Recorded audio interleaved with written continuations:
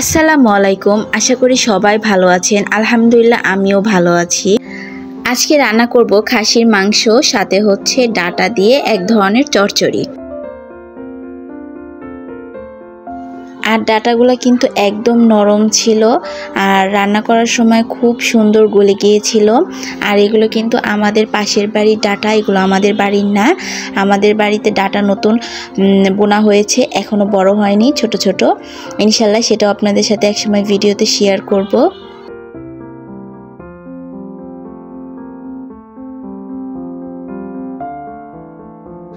আর এখানে প্রথমে হচ্ছে মাংসটা রান্না করব, এর জন্য হচ্ছে তেল দিয়ে দিলাম। এরপরে হচ্ছে দারচিনি, তেজপাতা আর হচ্ছে এলাচ দিয়ে একটু ভালোভাবে নেড়ে চেড়ে নিব, যাতে এটার স্মেলটা একদম তেলের সাথে মিশে যায়। আর এরপরে দিয়ে দিব অনেকগুলো পেঁয়াজ কুচি, আর পেঁয়াজটা হচ্ছে ভালোভাবে ভেজে নিব।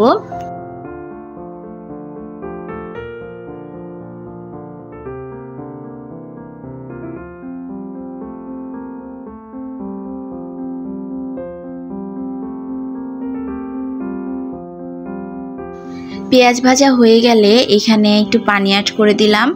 আর পানি অ্যাড করার কারণ হচ্ছে আমার পেঁয়াজটা একটু বেশি ভাজা হয়ে গিয়েছিল, তো এখানে পানি অ্যাড করে দিলাম যাতে পেঁয়াজটা পুড়ে না যায়। তো এখন হচ্ছে আমি হলুদের গুঁড়ো দিলাম 1 চামচ, মরিচের গুঁড়ো দিলাম 1.5 চামচ, আর হচ্ছে স্বাদ মতো লবণ দিয়ে দিলাম। আর এগুলাকে এখন একটু ভালোভাবে নেড়ে চিড়ে নিব।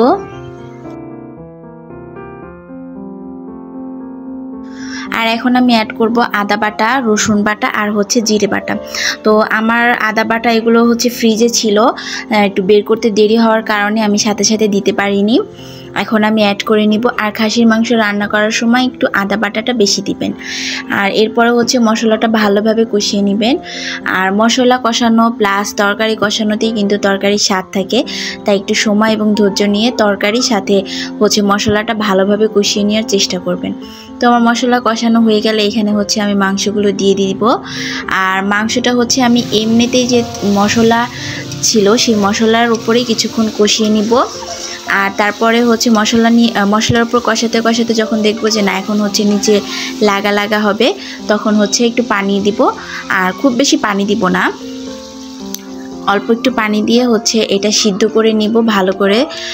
আর কষানোর ক্ষেত্রে যদি আপনারা মনে করেন যে না এরপরেও আবার পানি দিতে হবে, তাহলে আপনারা এরপরেও আবার পানি দিয়ে ভালোভাবে কষিয়ে নিতে পারেন। আমি এখানে হচ্ছে একটু পানি দিয়ে ঢেকে ঢেকে ভালো করে একটু সময় নিয়ে কষিয়ে নিচ্ছিলাম।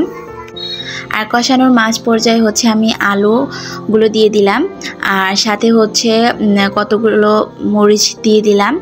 আর মরিচের পরিমাণটা অবশ্যই আপনাদের টেস্ট মতো রাখবেন, মানে যে যেরকম ঝাল খান সে ওইভাবেই মরিচটা অ্যাড করবেন। এরপর আমি আরেকটু হালকা নেড়ে আবার ঢেকে রেখে দিব। মাংসটা সিদ্ধ হওয়ার জন্য অবশ্যই ঢেকে দিতে হবে।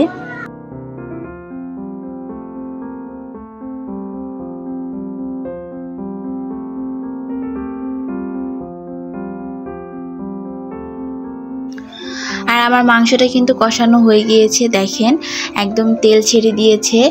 আর ঢাকনা উঁচা করে শেষের দিকে একটু ভালোভাবে কষিয়ে নেবেন, এতে করে এটার স্বাদটা অনেক বেশি বেড়ে যাবে।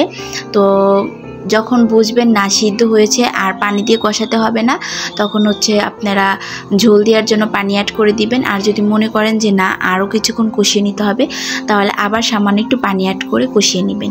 তো আমি আর কষাবো না, আমি এখন হচ্ছে পানি দিয়ে দিব। আর এখানে হচ্ছে আমি একটু বেশি পানি দিলাম, কারণ মাংসটা একদম ভালোভাবে সিদ্ধ হলে খেতে ভালো লাগবে। তো আমি হচ্ছে এখানে আর একটু পানি অ্যাড করে আর এটা সুন্দরভাবে রান্না করব।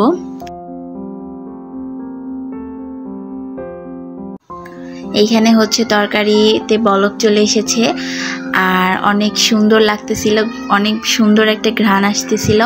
আর মাংসও কিন্তু অনেকটাই সিদ্ধ হয়ে গিয়েছে, অনেকটা না পুরোটাই সিদ্ধ হয়ে গিয়েছিল। আর এটার শব্দটা শুনেন।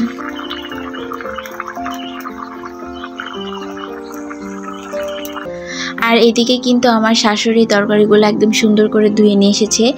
আর এখানে কিন্তু সবগুলোই আমাদের বাড়ির সবজি, ডাটা বাদে, যেমন পটল, বেগুন, করলা, আলু, এগুলো সবগুলোই আমাদের বাড়ির সবজি। তো ওগুলা হচ্ছে এরপরে রান্না করা হবে। আর এখন হচ্ছে এই খাসির মাংসের তরকারিটা হয়ে এসেছে, তো আমি এখন হচ্ছে নামিয়ে নিব। আর এটার কালারটা কিন্তু অনেক সুন্দর হয়েছে, খেতেও খুবই সুস্বাদু হয়েছিল।